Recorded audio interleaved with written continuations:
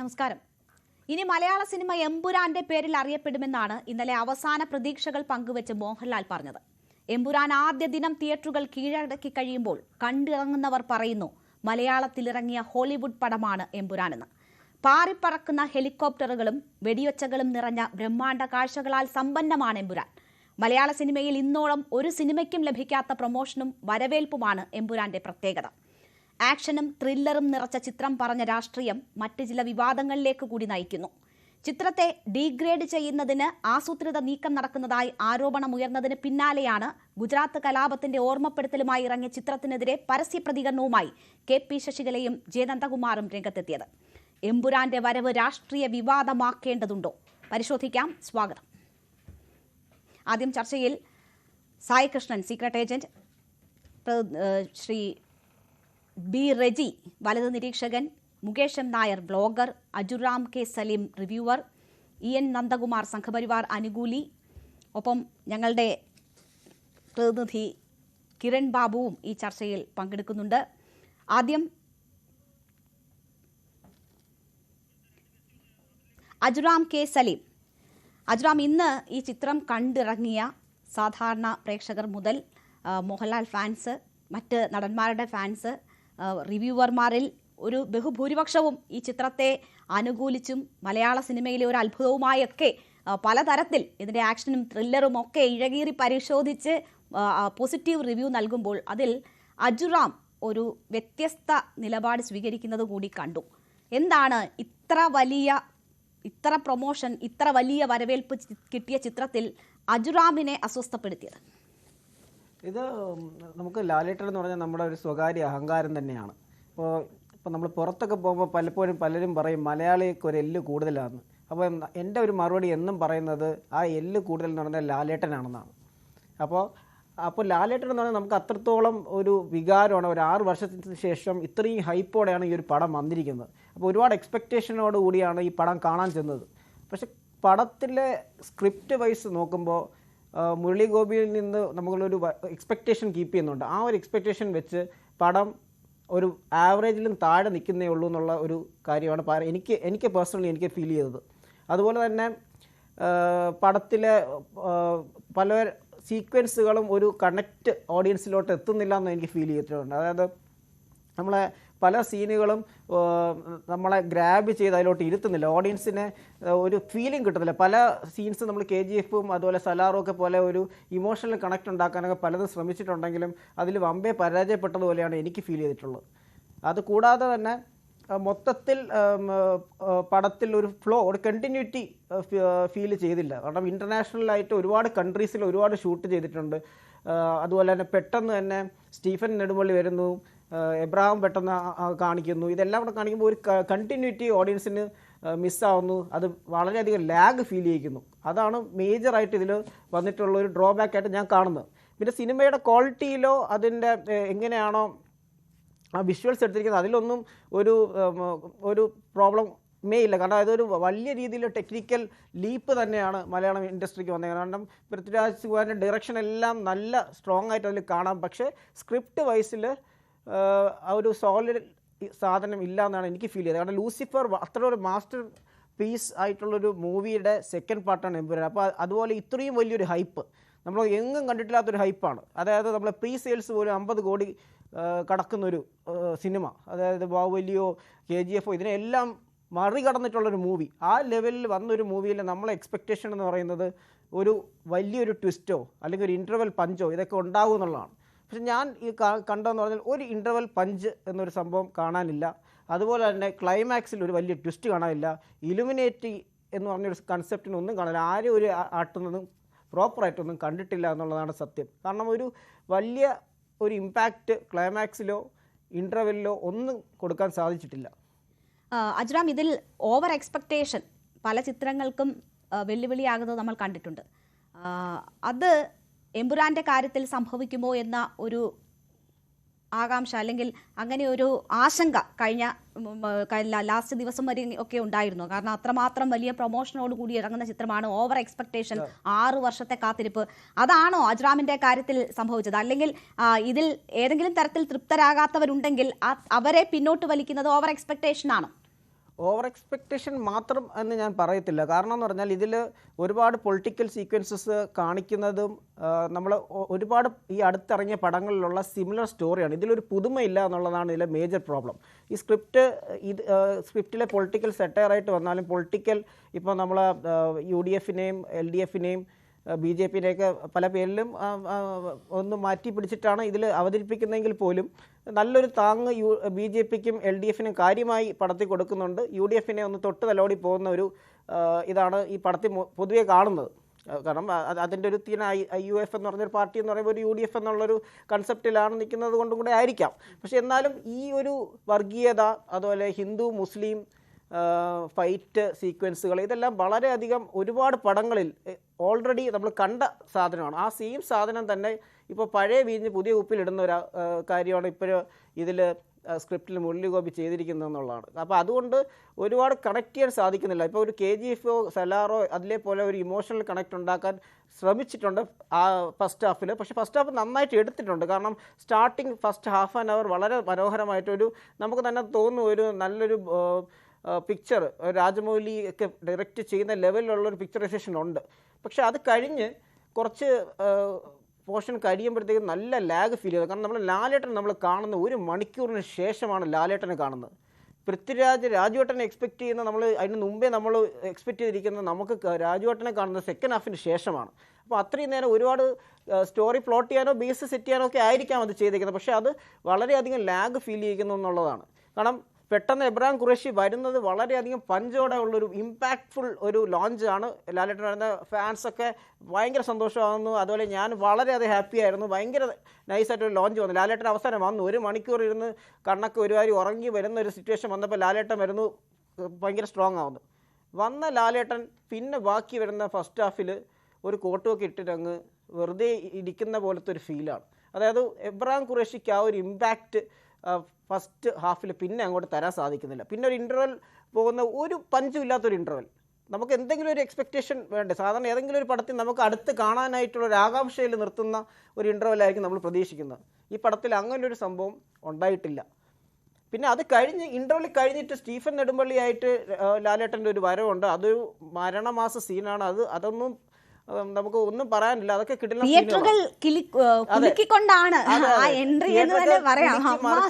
Stephen Nedumpally എന്ന് പറയുന്നത് ലാലേട്ടൻ full ജസ്റ്റിസിൽ കാര്യം ചെയ്തിട്ടുണ്ട് നല്ല രീതിയിൽ.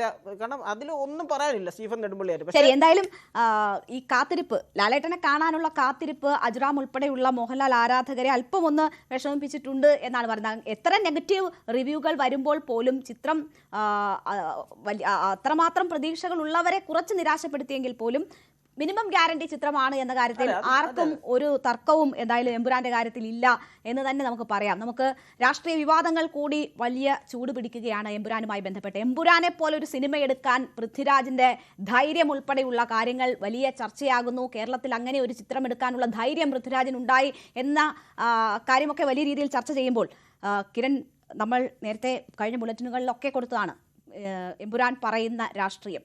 എമ്പുരാനെ ഡീഗ്രേഡ് ചെയ്യാൻ ഉള്ള ശ്രമങ്ങൾ നടക്കുന്നു. ആദ്യ മണിക്കൂറുകളിൽ അങ്ങനെ ഉണ്ടായിരുന്നു. പിന്നീട് അത് ആസൂത്രിതമാണ് എന്ന ആരോപണം ഉണ്ടാകുന്നു. അതിന് പിന്നാലെ പ്രമുഖ രാഷ്ട്രീയ നേതാക്കൾ തന്നെ രംഗത്തെത്തിക്കൊണ്ട് അത്തരമൊരു ആരോപണങ്ങൾ ഇൻഡയറക്റ്റ് ആയിട്ടാണെങ്കിൽ പോലും ഉന്നയിക്കുകയാണ്. ഇങ്ങനെ പ്രത്യക്ഷമായ ഒരു ഏറ്റുമുട്ടൽ ഒരു സിനിമയ്ക്കെതിരെ ഉണ്ടാകുന്നത് നമ്മൾ ആദ്യമായി കാണുന്നു എന്ന് വേണം പറയാൻ. കാരണം നേതാക്കൾ ഉൾപ്പെടെ രംഗത്ത് വന്നുകൊണ്ട് ഇത്തരമൊരു ആരോപണം അതിനെതിരെ ഉന്നയിക്കുകയാണ്. അതിനും മാത്രം എമ്പുരാൻ പറഞ്ഞു വെക്കുന്നുണ്ടോ ചിത്രത്തിൽ? രേണുക, ഈ ചിത്രത്തിൻ്റെ മേക്കിംഗ് വയസ്സിലേക്കല്ല നമ്മൾ കിടക്കുന്നത്, അതിൻ്റെ രാഷ്ട്രീയത്തിലേക്ക് കിടക്കണം. അത് വളരെ ബ്രില്യൻ്റായി അല്ലെങ്കിൽ വളരെ ധൈര്യത്തോടു കൂടി പൃഥ്വിരാജ് എന്ന സംവിധായകൻ അത് ചെയ്തിട്ടുണ്ട് എന്ന് തന്നെ പറയേണ്ടി വരും. അത് ഒരു കേരളത്തിൽ നിന്നൊരു സിനിമ എന്നല്ല കാണേണ്ടത്, ഇന്ത്യയുടെ ദേശീയ സാഹചര്യത്തിൽ നിൽക്കുന്ന ഒരു സിനിമ എന്നാണ് കാണേണ്ടത്. കാരണം വർഗീയ രാഷ്ട്രീയത്തിനെതിരെ അതിശക്തമായ രീതിയിലേക്ക് ഈ സിനിമ സംസാരിക്കുന്നുണ്ട്. ആ സിനിമ എന്തൊക്കെയാണോ കാണിക്കാൻ ഉദ്ദേശിക്കുന്നത് അത് വളരെ വ്യക്തമാണ്. ഗുജറാത്ത് കലാപമാണ്, അത് നരോദയപേട്ടയിൽ നടന്ന കൂട്ടക്കൊലയാണ്. ആ കൂട്ടക്കൊലയിൽ ഇരയാക്കപ്പെട്ടത് മുസ്ലിങ്ങളാണ്.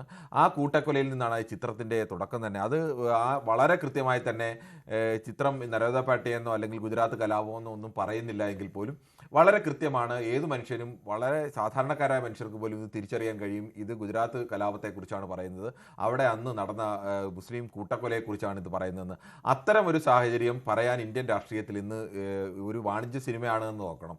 വാണിജ്യ സിനിമയിലൊക്കെ നിൽക്കുന്ന ആളുകളെ സംബന്ധിച്ചിടത്തോളം കോടികൾ ഇറങ്ങുന്ന ബിസിനസ്സാണ്, അവരുടെ ലാഭവും നഷ്ടവും ഉണ്ടാവാനൊക്കെ ഒരേ സാധ്യതയാണുള്ളത്. മഹാഭൂരിപക്ഷം കലാകാരന്മാരെ സംബന്ധിച്ചിടത്തോളം അവരൊക്കെ എനിക്ക് ഭാവിയിൽ ഉണ്ടായേക്കാവുന്ന ഏതെങ്കിലുമൊക്കെ ചെറിയ നഷ്ടമുണ്ടാകുമോ, അല്ലെങ്കിൽ അവാർഡുകൾ നഷ്ടപ്പെടുമോ, എൻ്റെ അവസരങ്ങൾ നിഷേധിക്കപ്പെടുമോ, അല്ലെങ്കിൽ ഗവൺമെൻറ്റിൽ നിന്ന് കിട്ടുന്ന സഹായങ്ങൾ നഷ്ടപ്പെടുമോ, ഇങ്ങനെ പല പല ആശങ്കകൾ കൊണ്ട് ഈ മൗനത്തിലേക്ക് ഒളിക്കുന്ന സന്ദർഭത്തിൽ, അല്ലെങ്കിൽ ഭയത്തിലേക്ക് മാറി നിൽക്കുന്ന ഒരു സന്ദർഭത്തിൽ, ഈ സേഫ് സോണിൽ മാത്രം നിൽക്കുന്ന ഒരു സന്ദർഭത്തിലാണ് പൃഥ്വിരാജിനെ പോലെ ഒരു കലാകാരൻ ഇന്ന് ഈ ദേശീയ രാഷ്ട്രീയത്തിൽ ഇത്തരം കാര്യങ്ങളൊക്കെ നിൽക്കുമ്പോൾ ഈ രാഷ്ട്രീയം വളരെ പച്ചയായി തന്നെ അതിൽ പറയാൻ തയ്യാറാവുന്നത്. അത് വളരെ വ്യക്തമാണ് താനും. ഗുജറാത്ത് കലാപത്തിൻ്റെതാണ്, അത് നരോദയ പാർട്ടിയെ കലാപത്തിൽ വരുന്നുണ്ട്. അതിന് തിരഞ്ഞെടുത്ത വില്ലൻ്റെ പേരിനകത്ത് വരുന്ന ബജ്രംഗി എന്ന പേര്, അത് ബാബാ ബജ്രംഗി എന്ന് പറയുമ്പോൾ അത് ബാബുഭായ് പട്ടേൽ ബജ്രംഗി ആണ് എന്നുള്ള, അല്ലെങ്കിൽ അതിൽ ശിക്ഷ അനുഭവിക്കേണ്ടി വന്ന പ്രധാനപ്പെട്ട കുറ്റവാളിയുടേതാണ്, ജീവപര്യന്തം ശിക്ഷ സുപ്രീം കോടതി അടക്കം നൽകിയ ഒരു കുറ്റവാളിയുടേതാണ്, ആ പേരുമായി സാമ്യമുള്ള പേരാണ് എന്നത് ആലോചിക്കണം. അതോടൊപ്പം തന്നെ ഇവർ കേന്ദ്ര ED ഉപയോഗിച്ചുകൊണ്ട്, അല്ലെങ്കിൽ എങ്ങനെയാണ് രാഷ്ട്രീയ എതിരാളികളെ ED ഉപയോഗിച്ചുകൊണ്ട് രാഷ്ട്രീയ എതിരാളികൾക്ക് മേൽ റെയ്ഡുകളൊക്കെ നടത്തുന്നത് എന്നുള്ള നിരന്തരം ആരോപണങ്ങൾ ഉയരുന്നൊരു ഘട്ടത്തിൽ അതിനെ ഫലപ്രദമായി കാണിക്കുന്നത്. അപ്പോൾ ഏത് രാഷ്ട്രീയത്തെയാണ് ഏറ്റവും ഫലപ്രദമായ രീതിയിൽ പ്രഥമമായി ആക്രമിക്കാൻ നിൽക്കുന്നത്? ഒപ്പം തന്നെ നമുക്ക് പറയണം, കേരളത്തിലെ ഇടതു വലതു മുന്നണികളെയും ഈവൻ മുഖ്യമന്ത്രി അടക്കം ആ വിഷയത്തിൽ, മുഖ്യമന്ത്രിയുടെ സാമ്യമുള്ള ഒരു കഥാപാത്രം തന്നെ, അത് മുഖ്യമന്ത്രി തന്നെയാണ് ഉദ്ദേശിക്കുന്നത്, വ്യക്തമാണ്. ഈ മെഗാ തിരുവാതിരയൊക്കെ അതിൽ കടന്നു വരുന്നുണ്ട്. പക്ഷേ ഏറ്റവും പ്രധാനമായി ഉന്നയിക്കുന്ന അതിലൊരു രാഷ്ട്രീയം എന്ന് പറയുന്നത് ഈ തീവ്ര വലതുപക്ഷ വർഗീയ രാഷ്ട്രീയത്തിനെതിരെയുള്ള ഒരു പ്രതിരോധം, അല്ലെങ്കിൽ ഈ സിനിമയിൽ കൃത്യമായി കാണിക്കുന്നുണ്ട്. നിലവിലെ ഇന്ത്യൻ സാഹചര്യത്തിൽ അങ്ങനെ ഒരു സിനിമയിൽ അങ്ങനെ ഒരു വിഷയം വന്നു കഴിഞ്ഞാൽ അതുണ്ടാക്കാവുന്ന ഒരു ഇമ്പാക്റ്റ്, അല്ലെങ്കിൽ അതുണ്ടാക്കാവുന്ന എതിർപ്പുകളുണ്ട്. ആ എതിർപ്പാണ് സ്വാഭാവികമായും കേരളത്തിൽ ഇതുവരെ ഈ ഡീഗ്രേഡിംഗ് എന്നൊക്കെ പറയുമ്പോൾ അത് പേരില്ലാത്ത ആളുകൾ, അല്ലെങ്കിൽ മുഖമില്ലാത്ത ആളുകളൊക്കെ ആയിരുന്നു നിരന്തരം ഈ യൂട്യൂബിലെ കമൻറ്റുകളൊക്കെ നോക്കിയാൽ അറിയാം, ഒരേ ആൾ തന്നെ, അല്ലെങ്കിൽ 3-4 ആളുകൾ വന്ന് തുടർച്ചയായി കമൻറ്റ് ഇടുക. ഇതല്ല, RSSൻ്റെ ഒരു പ്രധാനപ്പെട്ട നേതാവ് ജെ നന്ദകുമാർ ഇതിനെതിരെ പോസ്റ്റ് ഇടുന്നു. ഈ നന്ദകുമാർ പറയുമ്പോൾ ഞാൻ സിനിമയുടെ പേര് പറഞ്ഞിട്ടില്ല എന്ന് പറഞ്ഞു കഴിഞ്ഞാൽ സിനിമയിലും ഈ രാഷ്ട്രീയം പറഞ്ഞിട്ടില്ല എന്ന് പറയേണ്ടി വരും. രണ്ടും ഒരേപോലെ തന്നെ തിരിച്ചറിയുന്ന സാധാരണ ജനത്തിന് തിരിച്ചറിയാൻ കഴിയും എന്തിനാണ് ഇങ്ങനെ ഒരു രാഷ്ട്രീയം പറയുന്നതെന്നും വാര്യൻകുന്നൻ എന്നൊക്കെ എന്തുകൊണ്ടാണ് പൃഥ്വിരാജിനെ വിളിക്കുന്നത് എന്നെല്ലാം കൃത്യമായിട്ട് അറിയാൻ കഴിയും. അതോടൊപ്പം തന്നെ കെ പി ശശികലയും പറയുന്നത് വാര്യൻകുന്നനല്ല, അദ്ദേഹത്തിൻ്റെ വാപ്പയ്ക്ക് പോലും കഴിയില്ല എന്നുള്ള മട്ടിലൊക്കെയുള്ള പ്രകോപനപരമായ ഒരു ഫേസ്ബുക്ക് പോസ്റ്റൊക്കെ ഇടുന്നു. അത് ഇത്തരം നേതാക്കളൊന്നും ഇതുവരെയുള്ള ഒരു കാലത്ത് പല രാഷ്ട്രീയ സിനിമകൾ, അത് ഇടതുപക്ഷത്തിനെതിരെയുള്ള സിനിമയായാലും കോൺഗ്രസിനെതിരെയുള്ള സിനിമയായാലും BJPക്കെതിരെയുള്ള സിനിമയായാലും ഒക്കെ പല എതിർപ്പുകളൊക്കെ വന്നിട്ടുണ്ട്. പക്ഷേ എതിർപ്പുകളൊക്കെ വരുമ്പോഴും ഈ സിനിമയുടെ ഒന്നാം ദിവസം തന്നെ ഈ തരത്തിലേക്ക് ഒരു നെഗറ്റീവ് രീതിയിലേക്ക് അങ്ങനെ ഈ പ്രധാനപ്പെട്ട നേതാക്കൾ മാറില്ല. പക്ഷേ അപ്പോഴും ആലോചിക്കണം, BJP പക്ഷേ വ്യത്യസ്തമായ ഒരു സ്റ്റാൻഡ് അവിടെയും സ്വീകരിക്കുന്നുണ്ട്. MD രമേശിനെ പോലൊരു നേതാവ് ഇതിലും അങ്ങനെ ഒരു പരാമർശവുമായി രംഗത്തെത്തിയത്. അത് എല്ലാവരുടെയും അഭിപ്രായമാണോ എന്ന് പറയാനായിട്ടില്ല കിരൺ. കാരണം പല കാര്യങ്ങളിലും അങ്ങനെ ഒരു നിലപാടെടുക്കുന്ന വ്യക്തിയാണ് MT രമേശ്. അദ്ദേഹം കുറച്ച് പുരോഗമനപരമായി ചിന്തിക്കുന്ന വ്യക്തി BJPയിൽ എന്ന് പറയാവുന്ന വ്യക്തിയാണ്. അതുകൊണ്ട് തന്നെ BJPയുടെ നിലപാടാണ് അത് എന്ന് പറയാറായിട്ടുണ്ടോ എന്ന് എനിക്കറിയില്ല. ഞാൻ കിരണിലേക്ക് തിരിച്ചെത്താം. ഇപ്പോൾ നമുക്കൊപ്പം EN നന്ദകുമാർ കൂടി ചേരുന്നു. അദ്ദേഹം സംഘപരിവാർ അനുകൂലിയാണ്. ശ്രീ EN നന്ദകുമാർ, മലയാള സിനിമ പ്രതീക്ഷയോടുകൂടി കാണുകയാണ് എമ്പുരാനെ. അതുമായി ബന്ധപ്പെട്ട അനുബന്ധ പ്രവർത്തകരും എല്ലാ സംഘടനകളും ഒക്കെ ഈ മലയാള സിനിമയിൽ ഒരു മാറ്റത്തിൻ്റെ തുടക്കം എമ്പുരാൻ ഉണ്ടാക്കും എന്ന പ്രതീക്ഷയാണ് എല്ലാവർക്കുമുള്ളത്. അത്രയും പ്രതീക്ഷയോടുകൂടി ആ ഇൻഡസ്ട്രി കാണുന്ന ഒരു സിനിമയ്ക്കെതിരെയാണ് 2 പ്രമുഖ നേതാക്കൾ രംഗത്തെത്തിയിരിക്കുന്നത്. ഗുജറാത്ത് കലാപം നമുക്കറിയാം, അതൊരു യാഥാർത്ഥ്യമായിരുന്നു എന്നത്. അത് പരാമർശിക്കുന്നത് ഏതെങ്കിലും തരത്തിൽ ആ ചിത്രത്തിനെതിരെയുള്ള ഒരു വികാരമാക്കി മാറ്റേണ്ടതുണ്ടോ? അത് നിങ്ങളെ അസ്വസ്ഥപ്പെടുത്തേണ്ടതുണ്ടോ? ഇതിനകത്ത് പ്രധാനപ്പെട്ട പ്രശ്നം ഒരു ചിത്രം നിർമ്മിച്ചു എന്നുള്ളതല്ല ഇതിനകത്ത് പ്രശ്നം. ആർക്കും ഏതൊരു ചിത്രം നിർമ്മിക്കാൻ അധികാരം ഇവിടെ ഇന്ത്യയിലുണ്ട്. ഇന്ത്യൻ ജനാധിപത്യത്തില് ഒരു സിനിമ നിർമ്മിക്കുന്നതിനകത്ത് ഒരു തർക്കം ആരെയും സംബന്ധിച്ചില്ല. അത് അനുകൂലമായിട്ടുള്ള ചിത്രങ്ങളാവാം, പ്രതികൂലമായിട്ടുള്ള ചിത്രങ്ങളാകാം. ഏത് ചിത്രം നിർമ്മിക്കുന്നതിനെ സംബന്ധിച്ച് ആരെയും സംബന്ധിച്ച് യാതൊരു തർക്കമില്ല. ഇവിടെ തർക്കം പ്രധാനമായിട്ട് ഞാൻ മനസ്സിലാക്കുന്നത്, ഇതിനകത്ത് ഈ ചിത്രം ഒരു രാഷ്ട്രീയ ചിത്രമാണ്. എന്തുകൊണ്ട് രാഷ്ട്രീയ ചിത്രം നിർമ്മിച്ചുകൂടാ? വളരെ ധൈര്യസമേതം പൃഥ്വിരാജ് നേരത്തെ തന്നെ വ്യക്തമാക്കേണ്ടതാണ്. വളരെ നട്ടലോട് നേരത്തെ തന്നെ പറയേണ്ടിയിരുന്നു, ഞാൻ ഈ ഒരു ചിത്രം നിർമ്മിക്കുന്നത്, എമ്പുരാനിലെ പേര് നൽകുന്നത് ഗുജറാത്തിലെ ഗോദ്രയിൽ നടക്കുന്ന സംഭവത്തിന്റെ അടിസ്ഥാനത്തിലാണ് എന്ന് അദ്ദേഹത്തിന് പറയാമായിരുന്നല്ലോ. പക്ഷേ നിർഭാഗ്യവശാല് ആ തരത്തിൽ യാതൊരു പ്രചരണവും ഒരു പറച്ചിലും അദ്ദേഹത്തിന്റെ ഭാഗത്തുനിന്നുണ്ടായില്ല. അദ്ദേഹം ചിത്രം നിർമ്മിച്ചു. അത് രാഷ്ട്രീയ ചിത്രമാണ്. രാഷ്ട്രീയ ചിത്രങ്ങളെ നെഞ്ചോട് ചേർത്ത് പിടിച്ചുള്ള പാരമ്പര്യമാണ് കേരളത്തിലുള്ളത്. നമ്മൾ നേരത്തെ ഇവിടെ ലാൽ സലാം ഇറങ്ങിയിട്ടുണ്ട്, സഖാവ് ഇറങ്ങിയിട്ടുണ്ട്, അറബിക്കഥകൾ ഇറങ്ങിയിട്ടുണ്ട്, രക്തസാക്ഷി സിന്ദാബാദ് ഇറങ്ങിയിട്ടുണ്ട്. ഈ ചിത്രങ്ങൾക്കെതിരായിട്ടൊന്നും ഒരു ഭാഗത്ത് ആക്ഷേപമൊന്നും ഉണ്ടായിട്ടില്ല. ഇതിൽ ആക്ഷേപം പ്രധാനമായിട്ട് വരുന്നത് ഈ ചിത്രത്തിന് എമ്പുരാൻ എന്നുള്ള പേര് നൽകുകയും ആ ചിത്രത്തിന്റെ പ്രമേയത്തെ സംബന്ധിക്കുന്ന നേരത്തെയുള്ള ഒരു വിശകലനം അതിനെ സംബന്ധിച്ച് വന്നിട്ടില്ല എന്നുള്ളതാണ് നമ്മൾ മനസ്സിലാക്കേണ്ട വസ്തുത. അതൊന്ന്. രണ്ടാമത്തെ എന്നുള്ളത്, ഇതൊരു ഗോദ്ര സംഭവത്തിന്റെ അല്ലെങ്കിൽ ഗുജറാത്ത് സംഭവത്തിന്റെ പൂർണ്ണമായുള്ള വിവരണമാണോ? അങ്ങനെ അല്ലല്ലോ. ഞാൻ മനസ്സിലാക്കുന്നത് ഒരു ഏകപക്ഷീയമായ ചിത്രമാണ്, ഒരു ചരിത്രപരമായിരിക്കുന്ന വസ്തുതയുള്ള ചിത്രമല്ല. ഈ ഗോദ്ര സംഭവത്തിന്റെ തുടക്കം കുറിക്കുന്നത് അവിടെ ഉണ്ടായിരുന്ന കർസേവകരായിരിക്കുന്ന നൂറുകണക്കിന് ആളുകളെ ട്രെയിനിൽ വെച്ച് കത്തിക്കുന്നതാണ്. ആ കത്തിക്കുന്നതിന്റെ ചിത്രം ഇവിടെ സിനിമയിലുള്ളത്. സിനിമയിൽ കാണിക്കുന്ന ഏതോ ഒരു ട്രെയിൻ കത്തിക്കൊണ്ടിരിക്കുന്നു, അതിന്റെ ചിത്രം മാത്രമാണ് സിനിമയിൽ വരുന്നത്. കൃത്യമായിട്ട് ആസൂത്രിതമായിട്ട് ചില ആളുകള് കർസേവകന്മാരെ ട്രെയിനിൽ വെച്ച് കത്തിക്കുന്നതിന്റെ ചിത്രമുണ്ട്. ആ ചിത്രം സിനിമയിൽ വന്നിട്ടില്ലല്ലോ. എങ്ങനെ ഒരു സിനിമ എടുക്കണം, അത് അവതരിപ്പിക്കണം, അതിന്റെ കഥ പറച്ചിൽ എങ്ങനെ വേണം എന്നതൊക്കെ അത് അവരുടെ, ആ സിനിമ എടുക്കുന്നവരുടെ തീരുമാനമാണല്ലോ. അവരുടെ ഇഷ്ടത്തിനനുസരിച്ചാണല്ലോ അവർ ആ സിനിമ എടുക്കുന്നത്. അതിനുള്ള സ്വാതന്ത്ര്യമാണല്ലോ അവർക്കുള്ളതും. അപ്പോ ആ കലാകാരന്റെ ആ അധികാരത്തിലേക്ക് കടന്നു കയറേണ്ടതുണ്ടോ? നിങ്ങൾ എന്തുകൊണ്ട് ഗുജറാത്ത് കലാപം കാണിച്ചു, അതിന്റെ മറ്റു കലാപങ്ങൾ കാണിച്ചില്ല, അല്ലെങ്കിൽ അതിന്റെ മറ്റ് സംഭവങ്ങൾ കാണിച്ചില്ല എന്നൊക്കെയുള്ള ചോദ്യത്തിന് വല്ല പ്രസക്തിയുമുണ്ടോ? അവർ എന്താണോ ആ കഥയിൽ പറയാൻ ഉദ്ദേശിക്കുന്നത് അത് അവർ കാണിക്കുന്നു, അത്രമാത്രമല്ലേ ഉള്ളൂ. നിങ്ങൾ പ്രശ്നങ്ങൾ വളച്ചൊടിക്കല്ലേ. പ്രധാനമായിട്ടുള്ള ചോദ്യം വരുന്നത്, ഈ ചിത്രം നിർമ്മിക്കുവാനുള്ള അധികാരം പൃഥ്വിരാജിനെ സംബന്ധിച്ചുണ്ട്. പക്ഷേ അയാൾക്കൊരു നട്ടല് വേണമായിരുന്നു. നട്ടലുള്ള സംവിധായകൻ എന്നാണ് ഇപ്പോൾ പൃഥ്വിരാജ് ഈ ഒരു നിലപാടെടുത്തത് കൊണ്ടും ഈ ചിത്രം എടുത്തത് കൊണ്ടും അറിയപ്പെടുന്നത്. അല്ല, അവിടെ ഗുജറാത്തിലെ ഗോദ്രയിലെ ട്രെയിൻ കത്തിച്ച് ന്യായീകരിക്കുകയാണല്ലോ ഇദ്ദേഹം ചെയ്യുന്നത്. അതിന് ഇദ്ദേഹം തെറ്റാന്ന് പറയുന്നില്ലല്ലോ. ഇത് ഇല്ലാതെ കണ്ട അദ്ദേഹം അവിടെ മുസ്ലിം വംശഹത്യ നടത്തി എന്നുള്ള പ്രചരണമാണ് നടത്തുന്നത്. അങ്ങനെയാണല്ലോ. അത് അവിടെയാണ് പ്രശ്നം വരുന്നത്. നിങ്ങൾ ട്രെയിൻ കത്തിക്കുന്നതിനടക്കം എല്ലാം ചേർത്തിരുന്നുവെങ്കിൽ ഒരു ചരിത്രപരമായിട്ടുള്ള വസ്തുതയാകുമായിരുന്നു. എനിക്കൊന്ന് കേൾക്കുന്നില്ല കേട്ടോ. പറഞ്ഞോളൂ, താങ്കൾ പറയുന്നത് എനിക്ക് കേൾക്കാൻ വ്യക്തമാണ്. ഇത് ഒരു ചരിത്രപരമായ സിനിമയാണെന്ന് എനിക്കൊരിക്കലും തോന്നിയിട്ടില്ല. ഇതൊരു രാഷ്ട്രീയ പക്ഷപാത ഉള്ള സിനിമ അദ്ദേഹം ഇറക്കിയിരിക്കുന്നു. അത് പൃഥ്വിരാജിന് അധികാരമുണ്ട്. അദ്ദേഹത്തിന്റെ രാഷ്ട്രീയത്തിന് യോജിക്കുന്ന രീതിയിൽ അദ്ദേഹം മാത്രത്തിൽ രാഷ്ട്രീയം നേരത്തെ പറഞ്ഞിട്ടുണ്ടല്ലോ. അവിടെ അദ്ദേഹം പോയിട്ട് അവിടെ ലക്ഷദ്വീപിൽ കാണിച്ചിട്ടുള്ള വിക്രസുകൾ എല്ലാവരും സംബന്ധിച്ച് നല്ല നിശ്ചയമുണ്ടല്ലോ. അദ്ദേഹം അതേപോലെ തന്നെ ഇടയ്ക്ക് ഒരു സിനിമ പിടിക്കാൻ വേണ്ടി പോയി വാര്യംകുതിനെ കുറിച്ച്. അതിന് അദ്ദേഹത്തിന് അധികാരമുണ്ട്, വിരോധമൊന്നും ആരെയും സംബന്ധിച്ചില്ല. പക്ഷെ മറിച്ചെന്നുള്ളത്, അദ്ദേഹം നിർമ്മിക്കുന്ന സിനിമയെ സംബന്ധിച്ച് ആരെങ്കിലും വിമർശിക്കുന്ന സമയത്ത് ആ വിമർശനത്തെ എതിർക്കുന്നതാണ് പ്രശ്നം.